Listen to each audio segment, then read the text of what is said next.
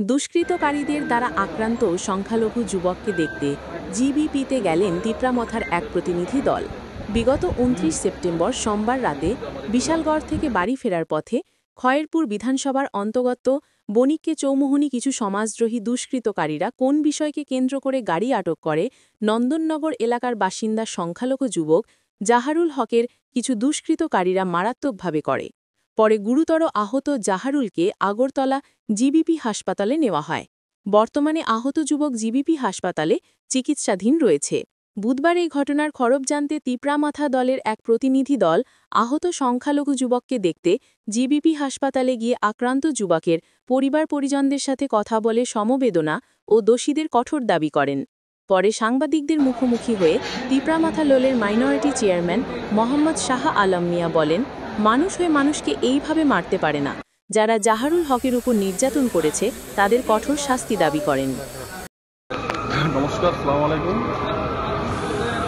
আপনারা অবগত আছেন যে গত পরশুদিন জাহিরুল হক নামে একটা ছেলেকে ৫ লক্ষ টাকা চাঁদার বিষয়ে খুব গুরুতরভাবে আক্রমণ করা হয়, মারা হয়। আজকে আমরা ওনার খোঁজখবর নিতে জীবিতে আসি। আসার পর আমরা এখানের ইনচার্জ আমরা ডক্টরবাবুর সঙ্গে কথা বলি।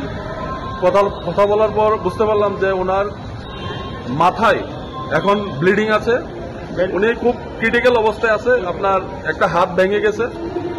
তো ওনাকে উন্নত মানের চিকিৎসা দরকার। আপনার যা বুঝতে পারলাম এখানে কথা বলে ডাক্তারবাবুর সঙ্গে, তো উনি খুব সিরিয়াস যে মানে মাথায় ব্লিডিং মানে বিশাল ব্যাপার স্যাপার। উনি বাঁচবে কিনা ওইটাও আপনার মুখ্য ব্যাপার। তো যারা আক্রমণ করছে, যারা ওকে মারলো, একজনের নাম উনি বলল যে সুশান্ত অধিকারী, আরেকজনের নাম বিন্দু অধিকারী। উনি কেস করেছে থানাতে, তো রিসিপ্ট কপিটা এখনো পায়নি ওরা। আর ওনাদের স্টেটমেন্ট অনুযায়ী যে পুলিশের সামনে ওনাকে আক্রমণ করা হয়েছে, মারা হয়েছে।